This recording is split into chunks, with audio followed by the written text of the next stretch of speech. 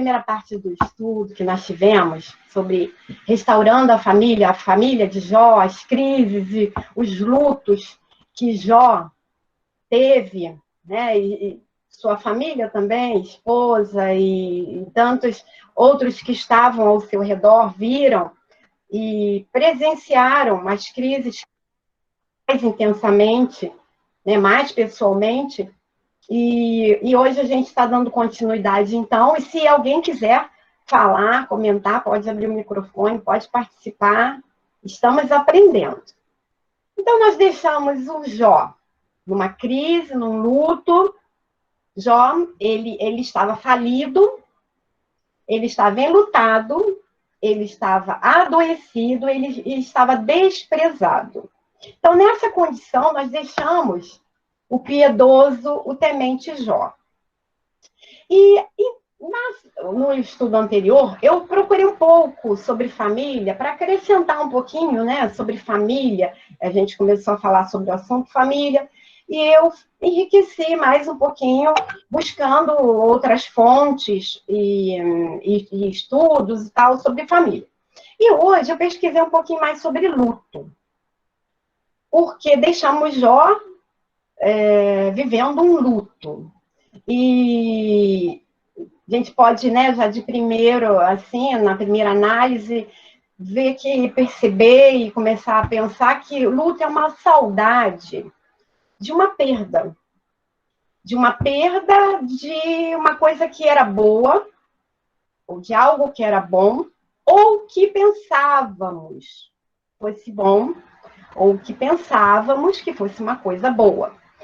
Porque o luto, ele às vezes acontece de expectativas impossíveis que nós não conseguimos viver e que às vezes se tornam um luto. Um exemplo, às vezes, né, a gente, mas é um tipo de luto? Pode ser. A pessoa se preparando para o casamento, se casa e pode, dependendo da pessoa, dependendo do estado emocional, desencadear um luto. O luto da vida de solteira, ou da vida de solteiro, que a pessoa teve que se despedir, e ela não deu conta. Então, uma expectativa de algo que era bom para a pessoa, né? Não que a vida de casada não seja, não que a vida de solteiro seja melhor, não é essa a questão agora. Mas é claro que, em termos de responsabilidades, a vida de casado exige mais. E algumas pessoas não dão conta. E enfrentam um luto quando deixam a vida de solteira. Aí, às vezes, fica com aquele comportamento, né, que a gente vê e a gente conhece. A pessoa casa, mas quer viver a vida de solteira. Quer viver a vida de solteiro, sem as responsabilidades do casamento. Porque ela está vivendo um luto, às vezes ela faz inconsciente. Aí vem, né, os conflitos, as crises no primeiro momento do casamento. Há um outro luto que a gente, às vezes, também, né, mas é um luto? Pode ser, dependendo da situação. Com a chegada do primeiro filho. Por quê? Mas é um momento feliz? Sim, é um momento feliz, grandes expectativas na vida do casal. Mas agora terão responsabilidade de pais. Pode ser um luto. Pode ser um luto e talvez os pais não estejam preparados para vivê-lo, para viver esse momento. E além de uma adaptação, né, a um bebê, a uma situação nova que exige muito, e a pessoa não conseguiu se despedir da vida de casado sem filho. Então, pode ser um luto.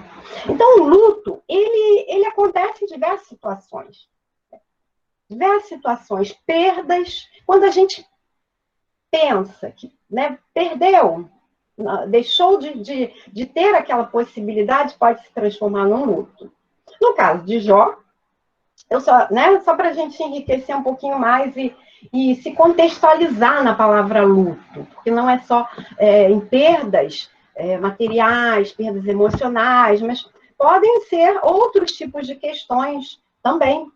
e a pessoa não está preparada para perder e acaba virando um luto. No caso de Jó, nós vimos os lutos que ele sofreu, que ele vivenciou.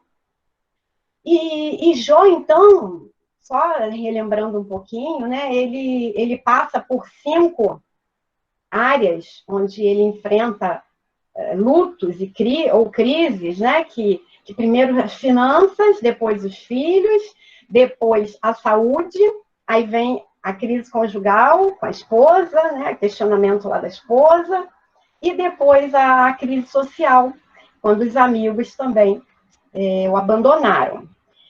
E Jó, nesse momento, nós deixamos assim, e também fomos convidados a refletirmos sobre as nossas crises, os nossos lutos, os nossos momentos durante a semana, e pensarmos, né, o que de prático posso fazer para seguir em frente e não paralisar com esse meu luto. Tem coisas que apenas Deus pode fazer, mas tem coisas que eu também posso fazer. Então, a gente deixou mais ou menos assim, fechado assim, desse jeito. E vamos voltar lá no Jó, né? Jó, então, nesse momento difícil da sua vida, nesse momento pesaroso, ele noites sem dormir, sem comer, sem beber, choro, lágrimas, e Jó, então, sem entender, numa agonia que ele se encontrava por conta da situação, de toda a situação. Ele se encontra num momento, também dei uma pesquisada sobre, uma vez eu fiz um workshop sobre luto, e um psicólogo, o nome dele, John Bowlby, ele tem um aprofundamento na teoria do apego e no luto, e ele fala que o luto, são 4 fases do luto, e a primeira é uma fase que a gente chama de entorpecimento. Entorpecimento, vou dar um exemplo, é quando assim, a gente recebe aquela notícia, está naquela situação, mas a ficha não caiu, que a gente às vezes fala, a ficha não caiu. Não, me pegou tão de surpresa que a ficha não caiu.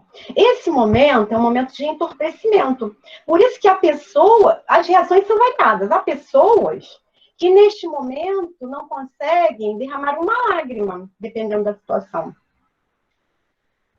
E num outro momento, essa mesma pessoa, quando chega em casa, num momento mais particular seu, ela chora, ela desabafa. Aí depende da individualidade de cada um, da reação de cada um.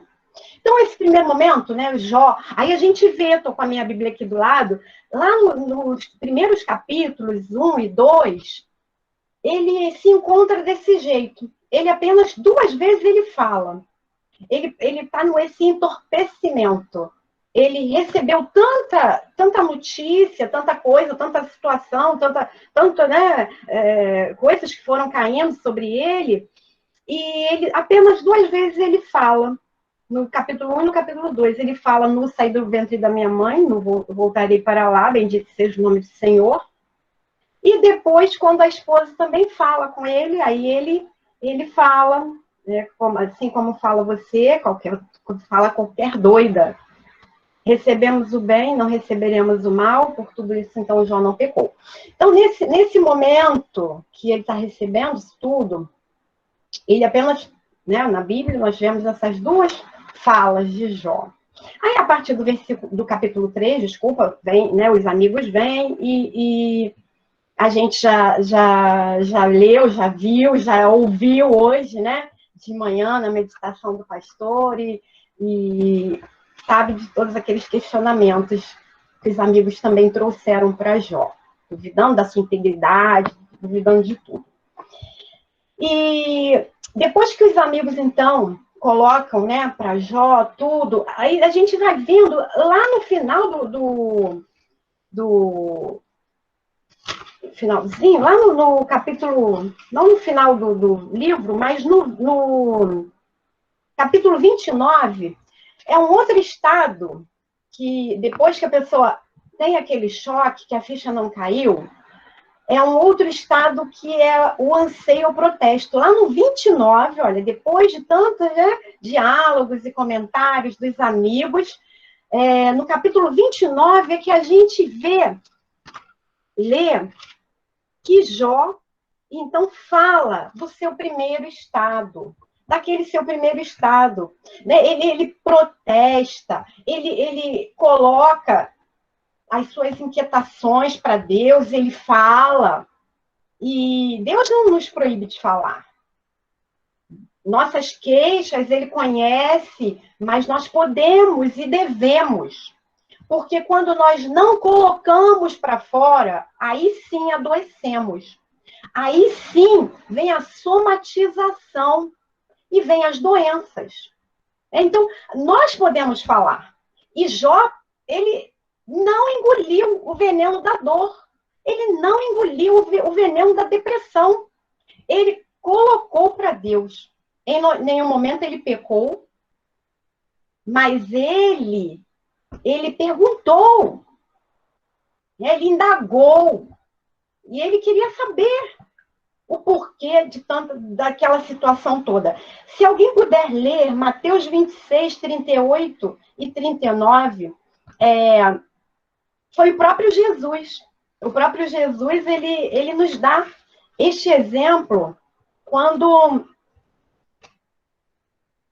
antes um pouco da crucificação, ele se encontra em momentos difíceis, momentos de uma amargura intensa, momento pesado, e o próprio Jesus, então, nos dá este exemplo.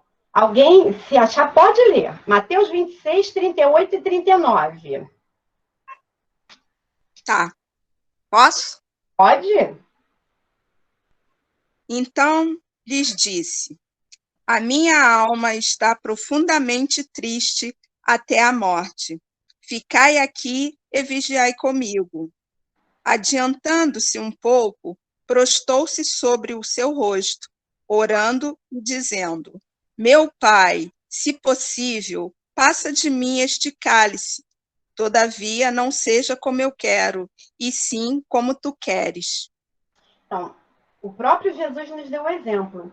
Amargurado, ele pede ao Pai: Pai, se possível, afasta de mim este cálice, mas todavia seja feita a tua vontade. Então, o desabafo é o primeiro momento de cura do luto. É quando questionamos, é quando colocamos para Deus, é quando colocamos, não nos conformamos com a situação e nos indagamos. E perguntamos. Não entendemos, e esse é o primeiro passo para o processo da cura.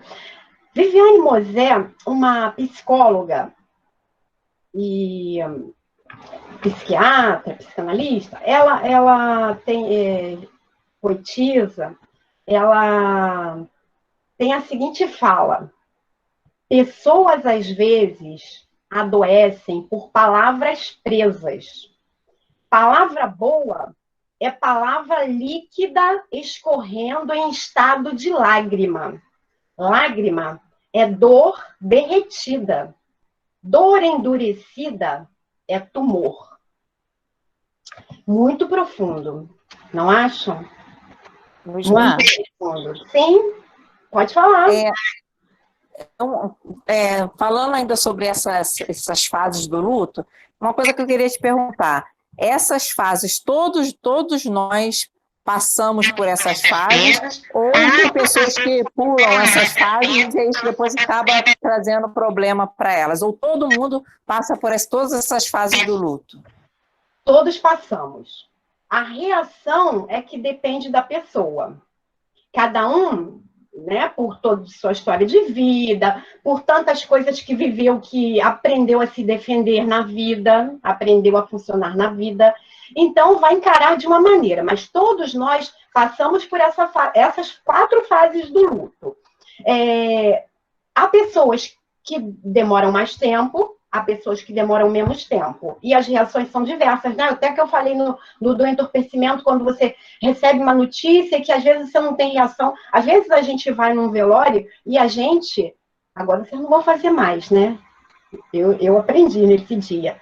Quando a gente, às vezes, via a pessoa que não derramava, mas fulano não derrama uma lágrima, né? E às vezes a gente nem comenta, mas a gente pensa, então está julgando.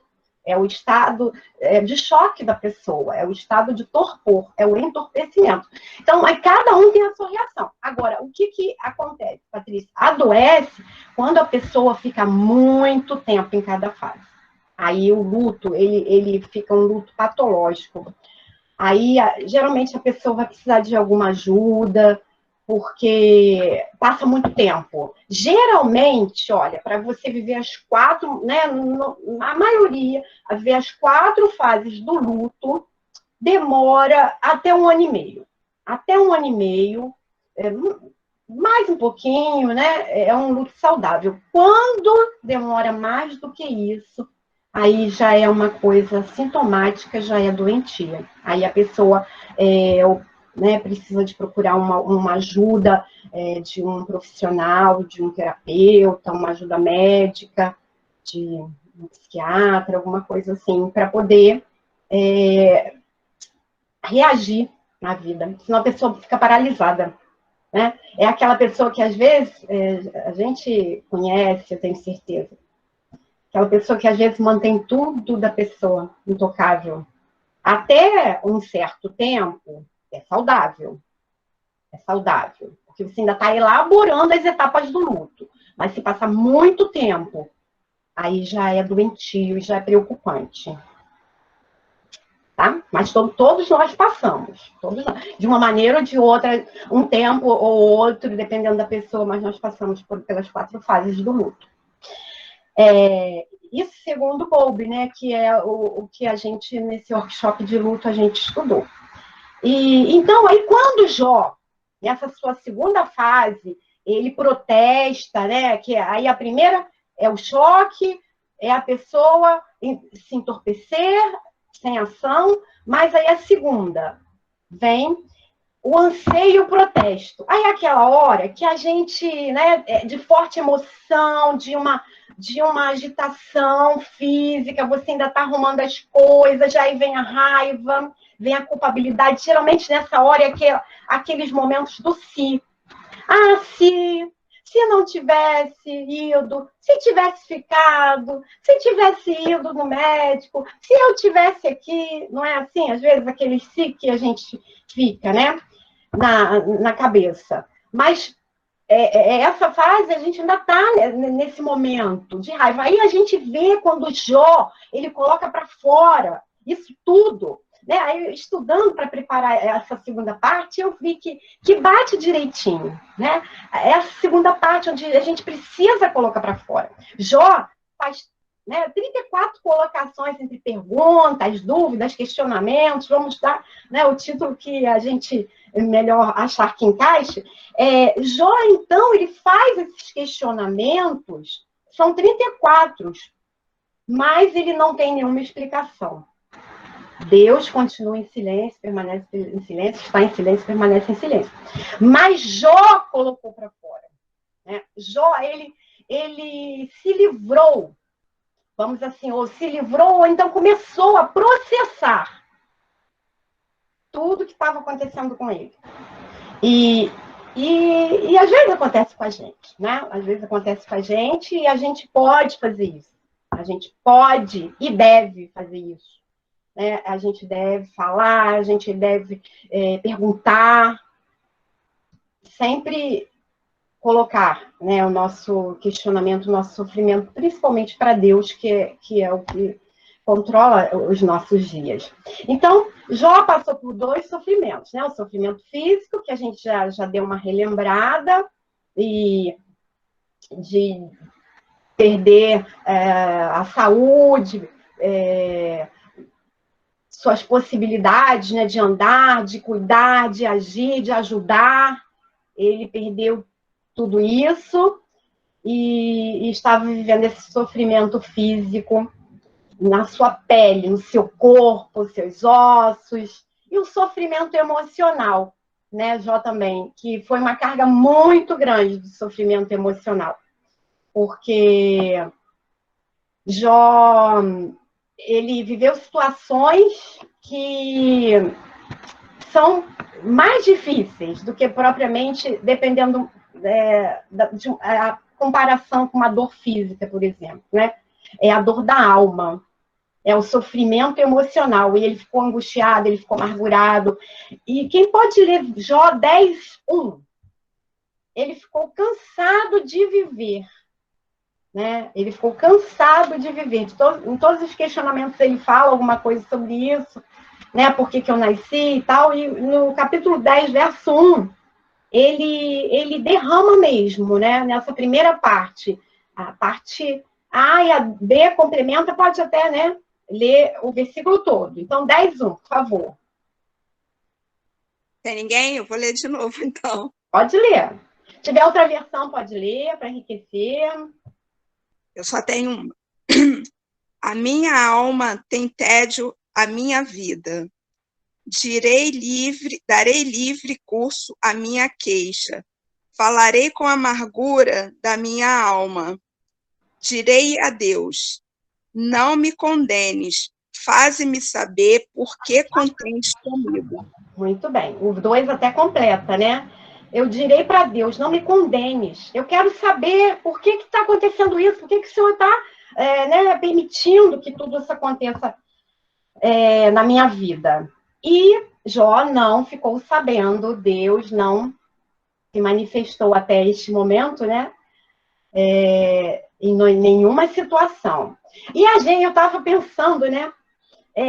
A gente não sabe, a gente vê o livro todo arrumado e a gente vai lendo, ele sofreu, vieram os amigos, ele questionou, Deus respondeu, Deus restaurou.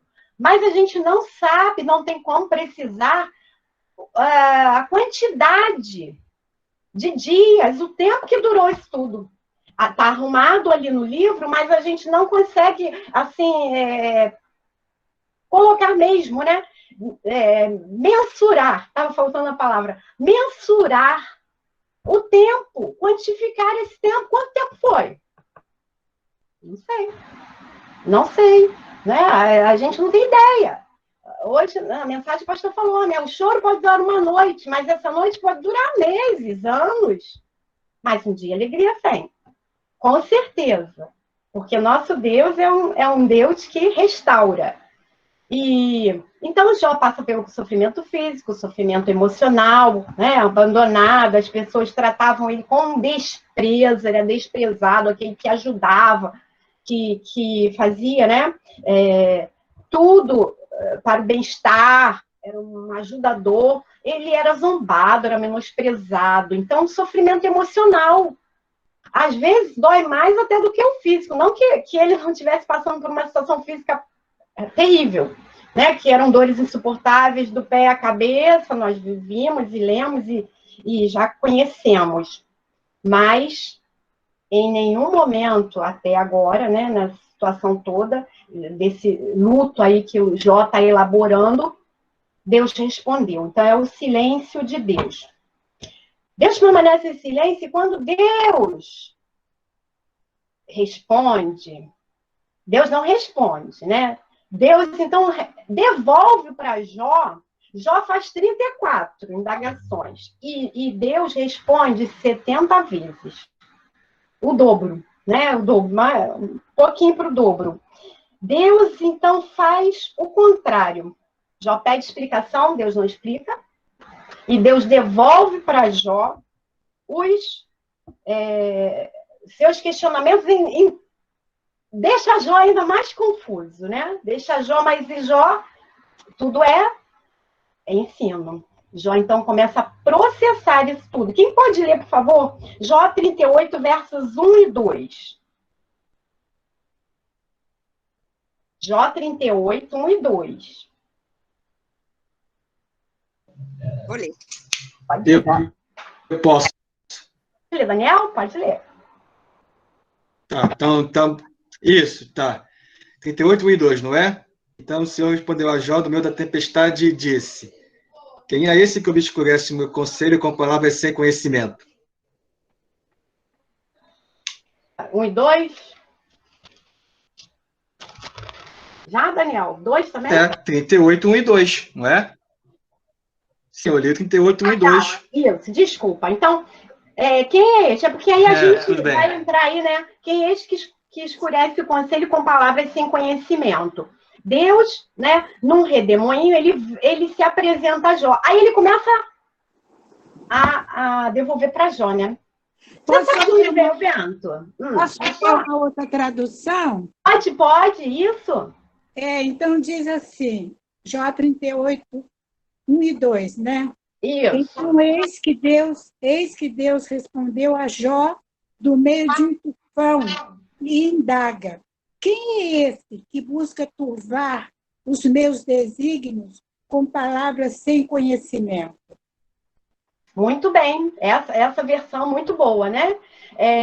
Quem é este que deseja turvar os meus conhecimentos sem condição nenhuma, sem conhecer os meus desígnios, né? Sem conhecimento algum?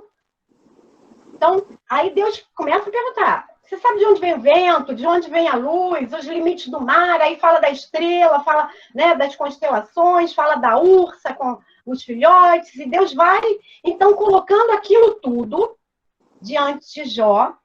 Aí, Jó, ele já entra também no terceiro momento do luto, que a gente chama de desorganização. É quando a pessoa, olha, primeiro quando a pessoa, né, entorpecimento, recebe uma notícia, né, qualquer notícia que vai desarrumar a sua vida, então pode ser um luto. E a pessoa tá ali, ela recebeu, não sabe como agir, não sabe como fazer, tal. Depende da pessoa, depende da situação, depende do momento, né, tal, que a pessoa está vivendo na vida. Aí vem o protesto. O anseio, o protesto, a pessoa, né, começa a indagar, começa a buscar pela figura perdida, começa, e se, não é? E ela está querendo entender, está elaborando seu luto.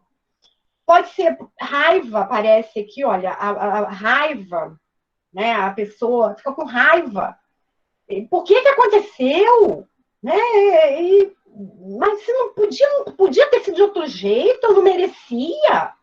Né? Quantas vezes a gente pensa ou fala assim? E aí o terceiro vem a desorganização, que a pessoa começa a se desarrumar. Ela começa a ver que aquilo que ela perdeu não voltará. Aí essa fase é uma fase que às vezes a pessoa fica até meio apática. Porque até então ela estava com os seus questionamentos, colocando a situação, às vezes, sabe, aquele momento que a pessoa quer falar daquilo o tempo todo, aí aparece um, ela fala, aparece outro, ela fala, aparece outra. Então, já passou essa fase, agora ela está se organizando porque ela sabe que aquilo perdido não virá. Então, é uma fase que a gente chama de desorganização. Por quê?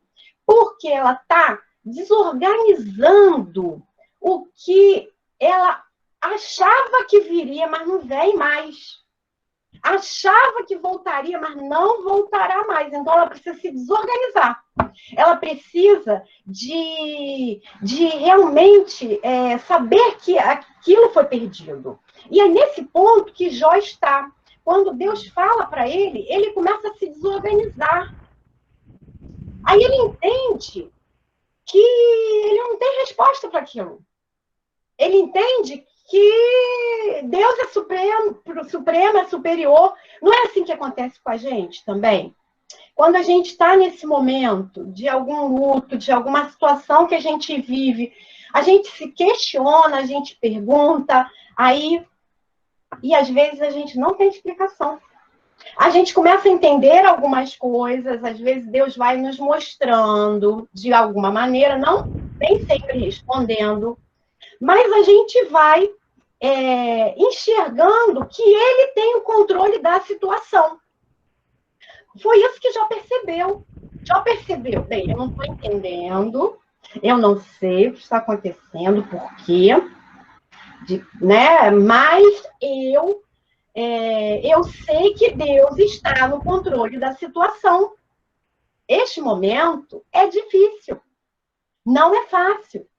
Porque a gente fica, né, naquelas indagações e Deus, ele permanece em silêncio, mas nós precisamos confiar, nós precisamos acreditar que Deus é aquele que fará. O Deus que fez, né, no tempo da Bíblia, nos exemplos bíblicos, é o mesmo que continua atuando e fazendo. E ele está com controle dos nossos dias, da nossa vida, da nossa família, das nossas finanças, ele tem o controle de tudo. E ele sabe o que é melhor para cada um de nós. Então, oi, a Patrícia Neves, tudo bom? Eu queria fazer só uma pergunta. A gente sempre escuta falar muito da fase de negação. Essa fase de negação seria na primeira ou na segunda fase? Assim, pelo menos, a negação é o protesto, né? Que a pessoa... é na segunda, entendi. Não, é a segunda. Primeiro ela toma um choque. Uhum. Depois ela vem o protesto. Aí é aquela fase que ela mistura raiva, mistura com aquela culpa que ela se. Uhum. Né? Tá bom, beleza. Entendeu? Aí Entendi. depois vem essa da desorganização, que em algum momento você vai precisar se desorganizar para poder se organizar de novo. Beleza, obrigada. Você não vai conseguir arrumar as coisas que estão desarrumadas. Está desarrumado. Tem que arrumar. Aí é nessa hora que Deus, então, né, se apresenta e aí desarruma tudo mesmo para Jó. Desarruma porque Jó não consegue... Se ele já tinha dúvidas e algumas questões, agora ele fica sem resposta mesmo. Sem resposta nenhuma. Porque nada daquilo ele podia... Né, como é formado no ventre... E é o que acontece com a gente, né? É o que acontece com a gente. Nós precisamos acreditar e confiar que o Deus que está em silêncio é aquele que vai conduzir a nossa história até o fim. Aí vem o momento agora da rendição de Jó. Então, Jó está se desorganizando para poder se organizar de novo. Aí ele percebe, olha, que não há crise que Deus não possa reverter. E nós também percebemos, né? Não há crise que Deus não possa reverter. Quem pode ler o 42:2, por favor?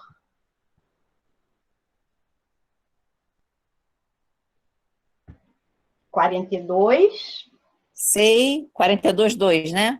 Isso. Sei que podes fazer todas as coisas. Nenhum dos teus planos pode ser frustrado. Então, aí, Jó começa a se desarrumar, se desorganizar. Bem, o Senhor, né, é aquele que deixa eu ver que está até marcado, mas sabe, né? A distância, às vezes. Bem sei que tudo podes e nenhum dos teus pensamentos pode ser impedido. Então, é a resposta que Jó começa a dar para o Senhor. É a resposta que Jó começa a dar para Deus, né? O título, Jó humilha-se perante Deus e dá-lhe glória. Então, aí Jó começa a reconhecer, se desarrumou, né? Sabe que o que ele já perdeu está perdido e ele precisa agora se organizar para seguir em frente, caminhar na vida. Então, e não há crise que Deus não possa reverter. Eu tenho certeza que todos nós já passamos por crises, por dificuldades. Todos nós já passamos, ou estamos passando, ou passaremos por crises. E tenho certeza que nós já passamos por crises que aos nossos olhos foram crises dificílimas, impossíveis aos nossos olhos, e nós sentimos o agir de Deus naquele luto, naquela crise, naquele momento. Coisas que a gente, assim, não tem explicação. Eu tenho certeza que se eu fosse, né, dar oportunidade, é porque a gente fica com um horário meio limitado, mas se eu fosse dar oportunidade, é que todos nós teríamos. Há um hino do Prisma, que Hospedando Anjos. Ele nem é muito conhecido, mas é um hino que me fala muito, porque numa situação que eu vivi anjos vindo e me socorrendo. Não é assim? tenho certeza que já aconteceu com vários aqui. A gente não tem como explicar de onde que aquela pessoa veio, o que aquela pessoa fez, o que a pessoa se prontificou, a pessoa veio no momento que a gente não estava esperando, de uma maneira que não estávamos esperando, ela nos socorreu. São anjos que Deus nos manda. Né? Então, não há crise que Deus não possa reverter. Não há. Para Deus não há impossíveis. Né? Ele pode todas as coisas, é o Deus dos milagres. É só o Deus do tempo da Bíblia, do tempo de Jó. Não. É o Deus presente em todos os momentos e situações da nossa vida. Então, não há crise que Deus não possa reverter. De acordo com o seu querer, de acordo com a sua direção, ele reverte ou não. Mas ele pode. Ele é o único que pode. E Jó descobriu, e nós também, os desígnios de Deus não podem ser frustrados. Aí é o mesmo versículo, né? Encaixa. Eu sei que tudo pode, nenhum dos teus pensamentos pode ser impedido, nenhum dos seus pensamentos pode ser frustrados. Então, nada põe a Deus de surpresa. Né? A gente tem surpresas, mas nada prende, nada pega Deus de surpresa. Ele tem o controle de tudo, de todas as situações, de tudo que nos acontece, dirige o mundo, governa o mundo.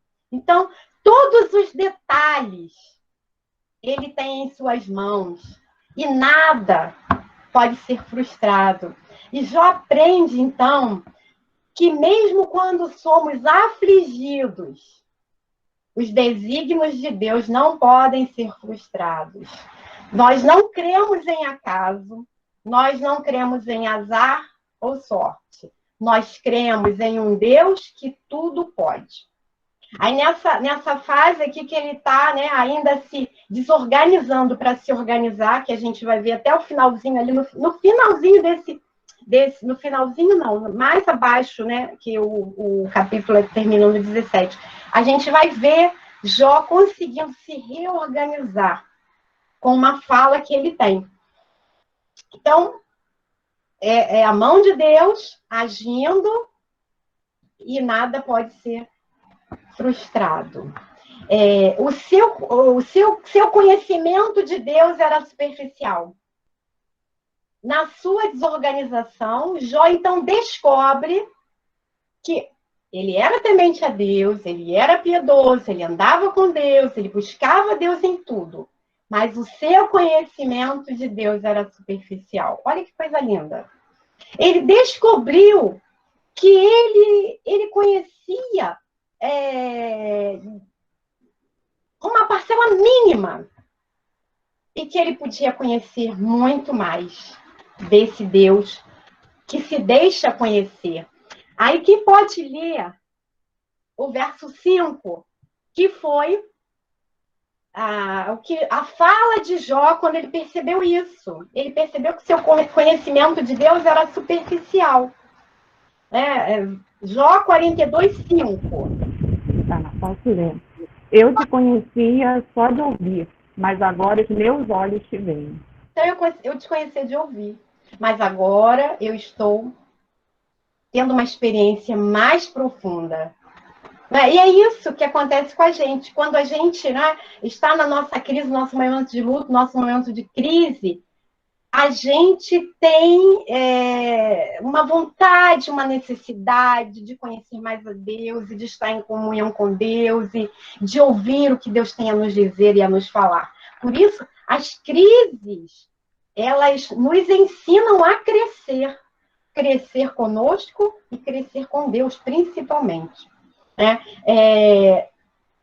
Deus permite o sofrimento não porque Ele gosta de nos ver sofrendo, mas é porque no sofrimento Ele tem o ensinamento, né? O que precisamos. Temos participação, que lindo, muito bem. Muito legal. isso, né? Essa interatividade. E então era superficial, mas agora eu já conhecia profundamente. C.S. Lewis, ele tem uma frase que diz o seguinte: Deus sussurra em nossa alegria e grita em nossa dor. Aí eu, elaborando a frase, fiquei, né? Quando a gente está alegre, quando tudo vai bem, aí eu escuto Deus. Eu estou aqui, tá tudo bem, eu estou aqui, não te deixei. Mas quando a gente está vivendo momentos de dor, Deus grita, eu estou aqui, eu não te deixei, não, mantenha-se firme, porque eu estou aqui, né? Aí eu comecei a elaborar a frase na prática para entender. E é mais ou menos isso que acontece, porque as grandes lições que nós aprendemos na nossa vida, nós não aprendemos nos dias de festa. Nós aprendemos nas situações difíceis, quando nós precisamos enfrentar um luto, quando nós passamos pelo aquele protesto que não entendemos, quando precisamos nos desorganizar e saber que o que tínhamos não virá mais, para nos organizarmos novamente. Então, quando passamos por uma dor profunda, temos mais conhecimento do Deus que está conosco, que nos sustenta na caminhada. Não é quando o processo da uva, para ela se transformar em vinho. A uva precisa ser esmagada para ela ser transformada em vinho. A pedra bruta para ser transformada em diamante. É um processo também. E é esse processo que nós temos na nossa caminhada. Já teve, e nós também, nas nossas crises, nós temos conhecimento de que Deus, ele é maior do que qualquer coisa e precisamos ter, né, uma intimidade, um contato maior com ele, um aprofundamento maior com ele. Jó, então, reconhece que a sua fala foi precipitada. Aí vem o 3, a gente volta um pouquinho lá em cima. 42:3. Quem pode ler, por favor?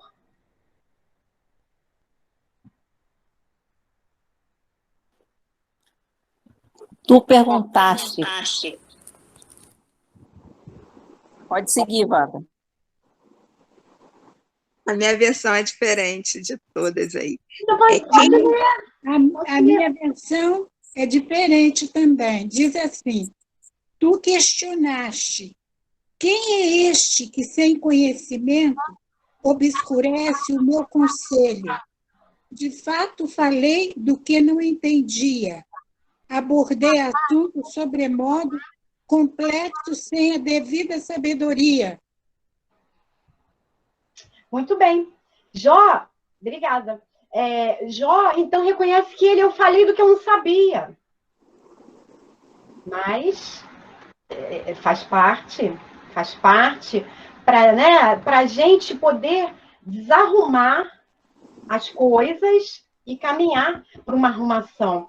Então, quando nós estamos com o peito encharcado, né, de tantos problemas, situações difíceis, podemos colocar, podemos nos derramar, podemos perguntar. Talvez não tenhamos a resposta naquele momento, ou da maneira que gostaríamos, mas nós temos a oportunidade de falar. Nós podemos e devemos falar, né? Achamos que Deus está indiferente à nossa dor, mas, na verdade, Ele nunca deixou de estar do nosso lado. Foi o que Jó reconheceu aqui na sua fala precipitada. Eu falava do que eu não sabia. E, às vezes a gente fala do que a gente não sabe. Mais à frente a gente até entende. Mas naquele momento a gente fala, a gente não entende, a gente também se arrepende, né? Como Jó se arrependeu, mas faz parte do processo. E Deus nos atende. Deus nos atende e Ele quer realmente que nós falemos, que nós coloquemos para Ele. Mesmo que precipitadamente, porque tudo faz parte do nosso aprendizado, da nossa caminhada. E Jó teve um conhecimento profundo de si mesmo. Ele teve um conhecimento profundo de si e ele teve um profundo conhecimento de Deus acima de todas as coisas, o mais importante. Mas ele também se conheceu. Ele também, ele olhou para o seu interior e ele pôde perceber, né, que muitas coisas ele não entendia, muitas coisas ele não tinha respostas, mas ele aprendeu a se conhecer melhor, com certeza, e aprendeu a conhecer melhor a Deus. Aí o que ele fala no 42:6, alguém pode ler?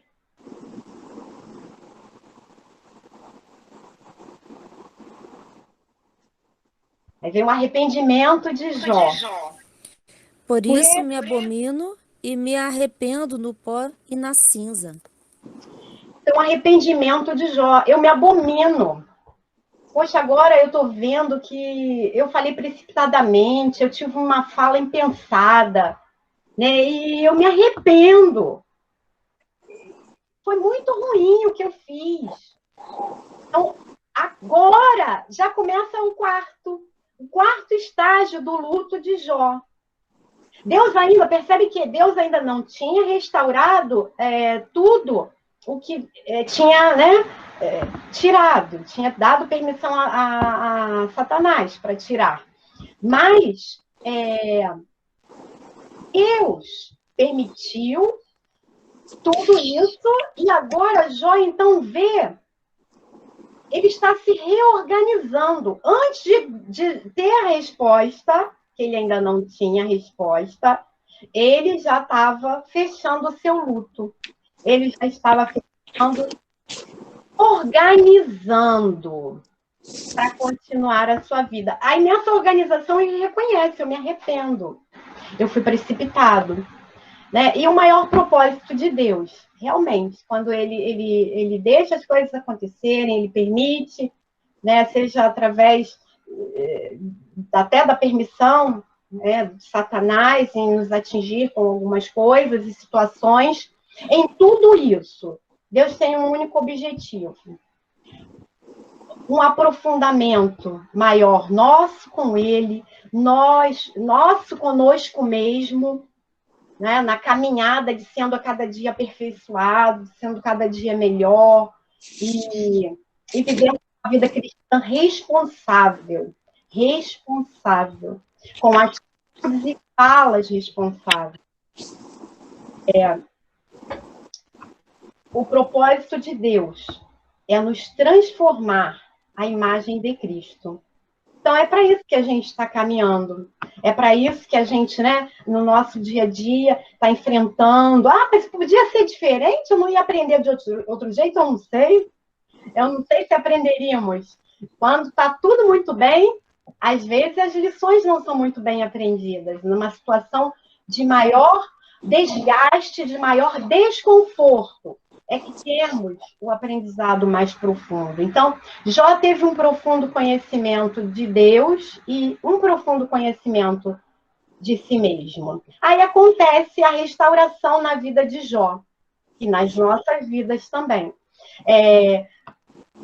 Só fechando o seu luto, já se organizando aí, quando ele reconhece que nada voltará, porque ele não sabia, né? Que Deus ia restaurar tudo. E então, bem, tá tudo perdido, mas eu reconheço, eu sei quem Deus é, e sei quem eu sou.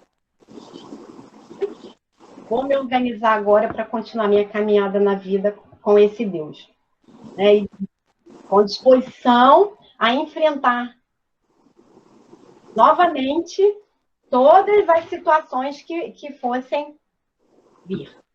E o pastor Ed Renekiewicz, no livro Vivendo com Propósitos, é um livro que eu gosto muito, ele tem uma frase sobre a oração que é bem desafiadora. A oração não é uma preparação para a guerra, tampouco uma arma para a guerra. A oração é a própria guerra.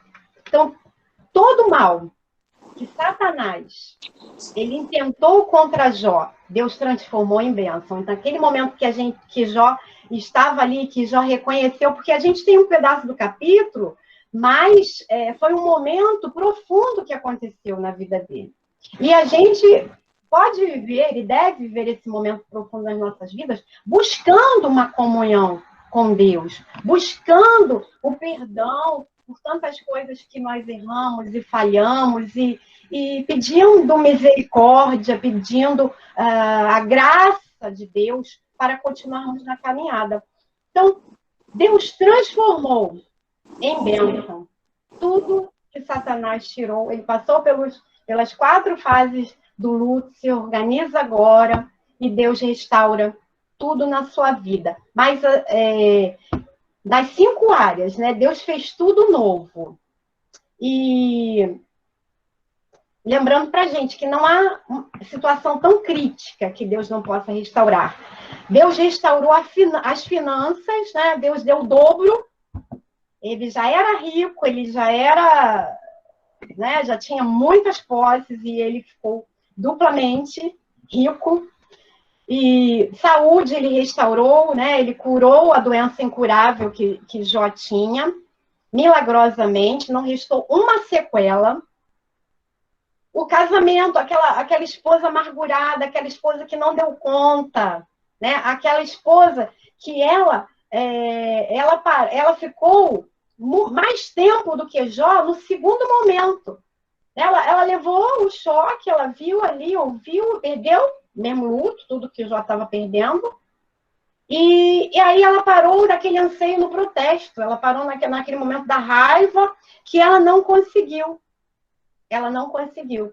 Ela botou para fora, né? Ela botou para fora, porque ela até falou, poxa, não, vamos parar, se você não está parando, eu estou, né, amaldiçoa Deus, e vamos e tal, e acabou. Então, ela paralisou ali.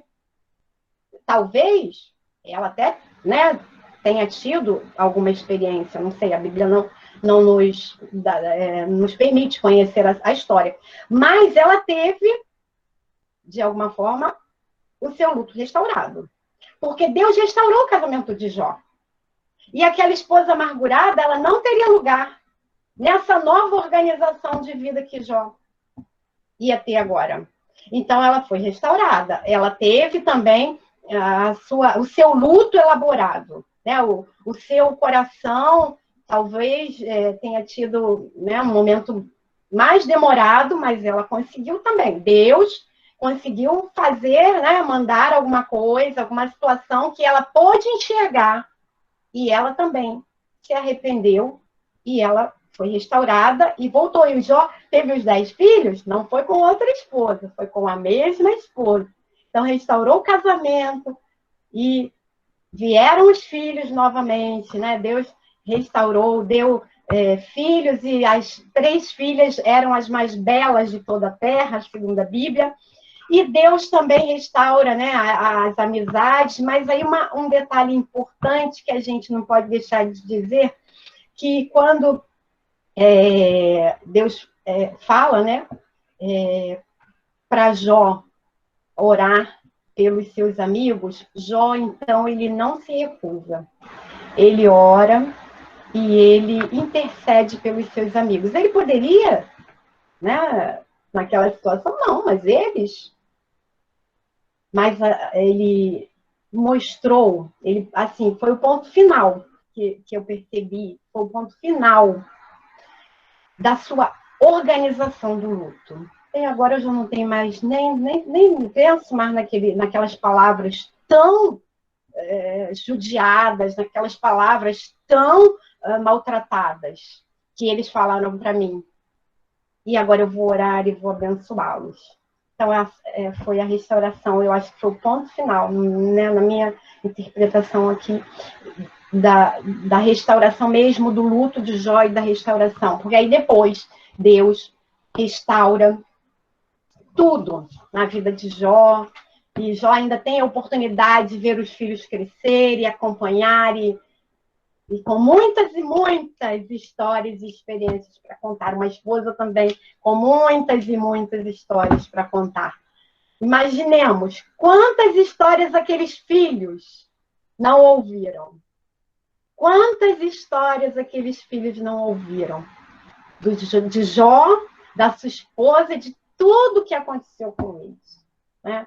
Que aqueles filhos foram muito abençoados por tantas experiências que Jó e sua esposa tinham para passar para aqueles filhos que nasceram depois da situação restaurada. E então, aqui dos slides, eu vou fechar aqui, vou abrir aqui tudo.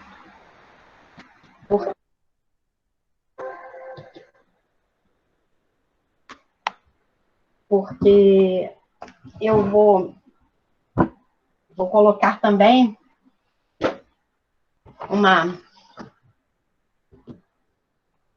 um outro tipo de reflexão, né, para a gente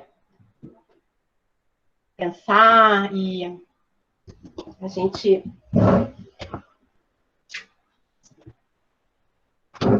elaborar aqui, né? Vamos, aqui é um quebra-cabeças, deixa eu enquadrar aqui direitinho. É um quebra-cabeças e todos nós, né, já tivemos em alguma oportunidade da vida de montarmos um quebra-cabeça, de fazermos com filhos ou com sobrinhos. Eu já tive com filhos, já tive com crianças na escola. Eu gosto muito de montar quebra-cabeças. E é uma atividade que a gente, não, é assim, né, que acontece. A gente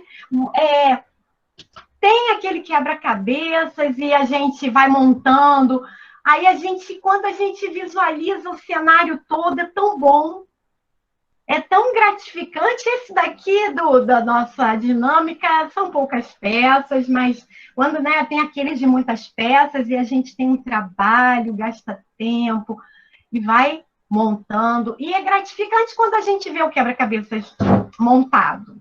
Ai, olha, poxa, custou, foi trabalhoso, mas eu consegui. Quando a gente perde uma peça do quebra-cabeças, eu não sei quem já teve essa experiência, na escola as crianças perdem, né? Criança é criança. E a gente, às vezes, montava o quebra-cabeças e faltava uma peça. Aí é frustrante. Né? Poxa, faltou aquela pecinha aqui. Sem aquela pecinha, foi perdida. É ruim. A gente quer ver o quebra-cabeças todo montado, terminado. E isso é prazeroso. Aí eu pensei no quebra-cabeças e pensei na nossa situação, da nossa vida, né? Das nossas crises, os nossos lutos. E nós sempre estaremos movimentando as peças. Sempre estaremos. E como dói quando a gente perde uma pecinha. Como dói quando enfrentamos alguma crise, como é dolorido, como é doído, quando a gente passa por um luto, por uma situação. O que a gente quer ver, aquele quebra-cabeças montado, terminado, perfeito, sem faltar nada. Porque é prazeroso, é agradável. Quando falta uma peça, quando uma peça é perdida. Isso nos dá tristeza. E, às vezes, a nossa vida, tantas áreas de nossa vida, também acontece a mesma coisa. Uma pecinha perdida, uma pecinha sumiu, desapareceu, né? E a gente não consegue, às vezes, terminar o quebra-cabeças e ele fica faltando peças. É doído, é dolorido. Né? Porque a gente nos conforta a gente visualizar tudo montado, tudo direitinho.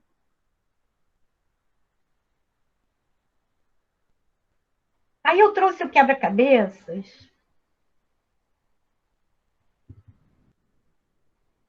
porque ele lembra pra gente que não há situação tão difícil que Deus não possa reverter. Não há situação tão impossível que fuja ao controle do nosso Deus. Mesmo com quebra-cabeças desmontado, as peças soltas, fragilidades que temos como seres humanos, nós temos um Deus que tudo pode. E Ele consegue restaurar, Ele consegue fazer tudo novo.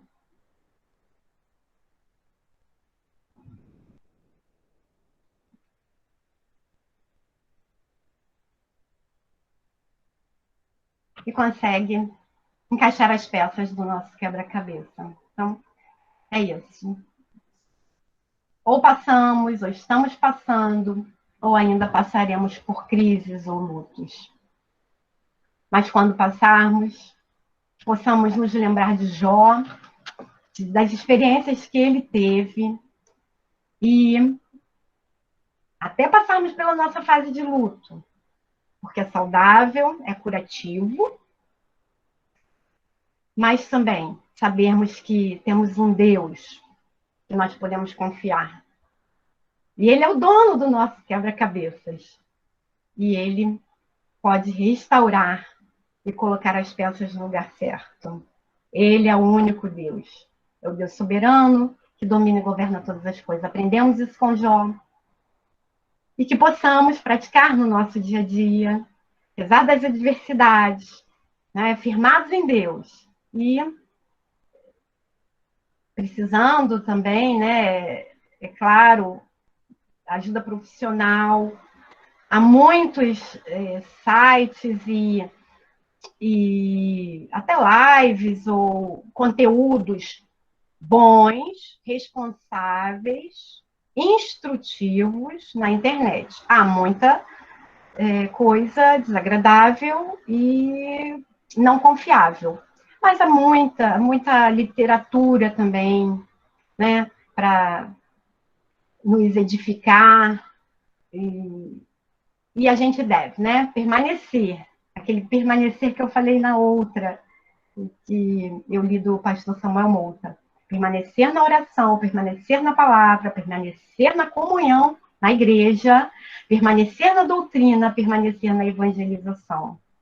E fazendo assim, é bênção para nós, e nós deixaremos de focar só nas nossas crises e focaremos em Deus, que é aquele que não olha as circunstâncias, e não olha as tantas fragilidades. É isso que nós precisamos aprender, que eu aprendi, que nós precisamos aprender para caminharmos. Eu não sei se alguém quer falar alguma coisa, acrescentar. Eu agradeço a todos e vou pedir. Eu tinha visto a Eliette por aqui, eu não sei se ela está, ainda está, né? Vou pedir a Eliette.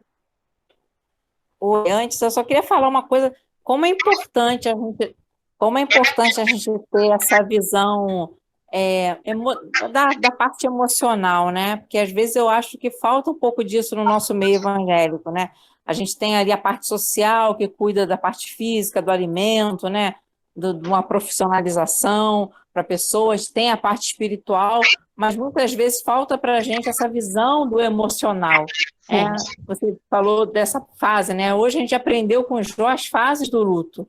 E às vezes, como você mesmo falou, às vezes a gente critica a pessoa, poxa, ela está tendo um comportamento esquisito depois que perdeu o esposo, ou o filho, ou a mãe, ou o pai, e às vezes a gente não tem esse conhecimento disso, de que esse comportamento faz parte de uma fase que ela está vivendo, né, das fases do luto que ela está vivendo. Então, como é importante a gente ter esse conhecimento também, né, dessa parte emocional, né, que nós somos um ser tridimensional, né? Nós somos corpo, somos alma, mas também somos, né? Somos espírito, também somos alma, né?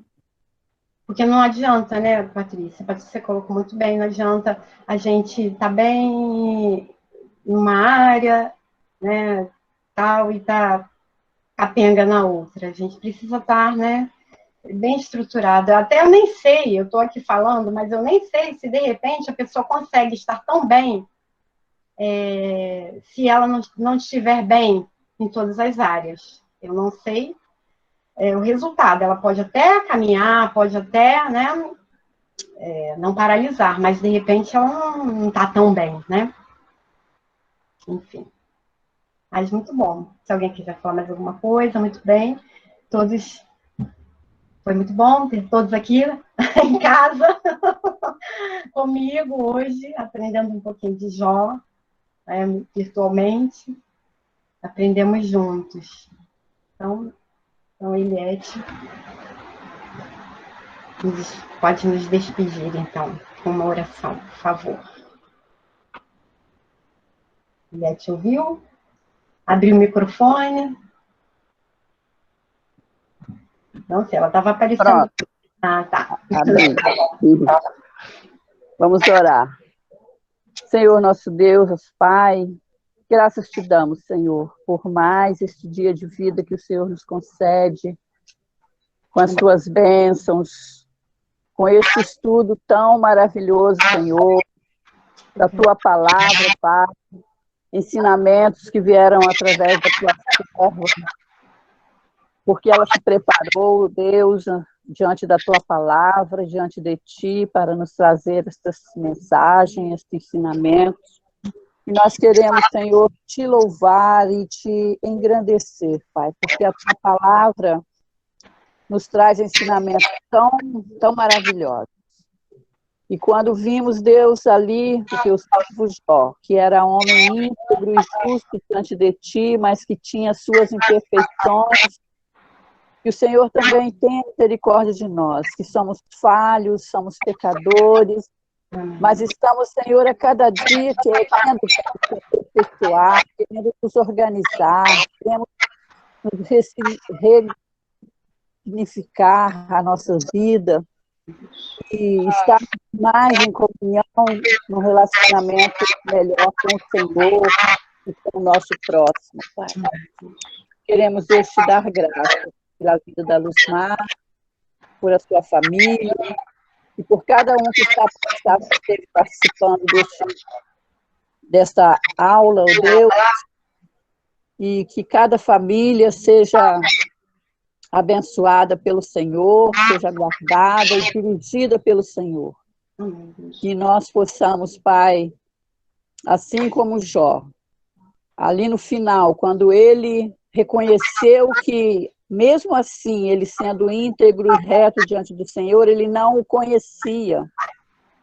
Nós queremos, Senhor Deus, que o Senhor nos ensine a te conhecer melhor e a conhecer tão somente também a tua palavra melhor, para que nossa vida, Senhor, possa fluir diante daqueles que ainda não têm Jesus. Fica conosco, dá-nos um restante de dia na tua paz e perdoa as nossas faltas, Pai, nossos pecados.